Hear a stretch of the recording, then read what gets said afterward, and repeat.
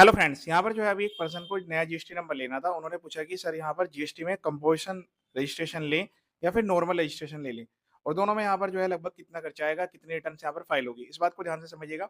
जो composition scheme है यहाँ पर जीएसटी में स्मॉल टैक्स पेयर्स के लिए है और यहाँ पर ये आप गुड्स प्रोवाइड करते हैं या फिर सर्विस प्रोवाइड करते हैं, दोनों के लिए है। हाँ, इसमें कुछ रेस्ट्रिक्शंस हैं कि आप स्पेसिफाइड गुड्स यहाँ पर सेल आउट नहीं कर सकते, जैसे कि तंबाकू प्रोडक्ट्स हो गए, और भी उसमें लिस्ट स्पेसिफाइड की है कि भाई आप जो है इस केस में कंपोजिशन रजिस्ट्रेशन नहीं ले सकते अगर आप मैन्युफैक्चरिंग करते हैं। बाकी ये मैन्युफैक्चरिंग, ट्रेडिंग और सर्विस प्रोवाइडर तीनों के लिए एप्लीकेबल है और अवेलेबल है।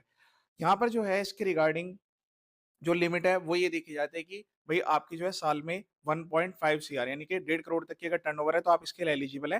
प्रीवियस ईयर की भी देख सकते हैं, करंट ईयर की भी। अगर आप इससे क्रॉस करते हैं तो फिर आपको नॉर्मल रजिस्ट्रेशन लेना होगा। दूसरा, यहाँ पर कंपोजिशन रजिस्ट्रेशन लेने के बाद ये रेस्ट्रिक्शन रहती है कि आप विद इन स्टेट यहाँ पर सप्लाई कर सकते हैं।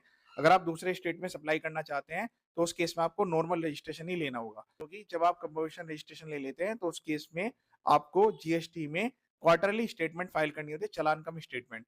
ठीक है, तो उसमें जो भी टैक्स बनेगा 1%, 2%, 5% स्पेसिफाइड रेट्स होते हैं, तो वो यहाँ पर टैक्स जो है आपको अपने पास से पे करना होगा। मतलब कस्टमर से आप वो चार्ज नहीं कर सकते और आपको जो है बिल ऑफ सप्लाई इशू करना होगा। नॉर्मल रजिस्ट्रेशन के केस में आप जो है यहाँ पर इनपुट टैक्स क्रेडिट क्लेम भी कर सकते हैं और उसको यहाँ पर आगे पास ऑन भी कर सकते हैं।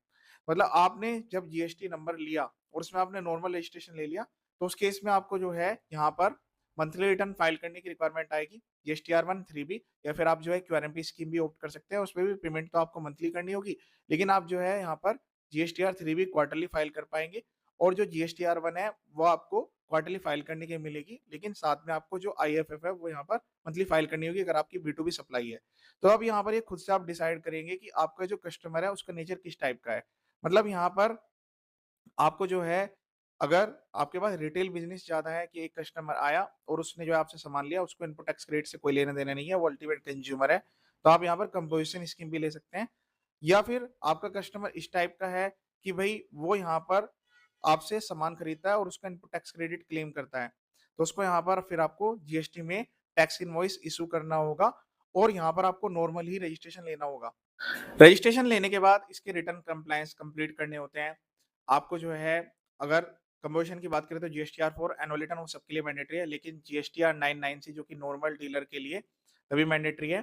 जब यहाँ पर टर्नओवर 2 करोड़ से ज़्यादा होती है तो यहाँ पर जीएसटीआर 9 फाइल करना मैंडेटरी है और 5 करोड़ से ज़्यादा टर्नओवर है तो 9C फाइल करना मैंडेटरी है। एक्सपेंस की बात करें कि कितना खर्चा आता है, तो देखिए गवर्नमेंट फीस तो कोई नहीं है, लेकिन हाँ, अगर आप किसी से प्रोफेशनल हेल्प लेते हैं तो उनकी यहाँ पर जो ये फीस है वो अलग-अलग स्टेट में अलग-अलग एरिया वाइज़, पर्सन वाइज़ यहाँ पर डिफर कर सकती है कि आप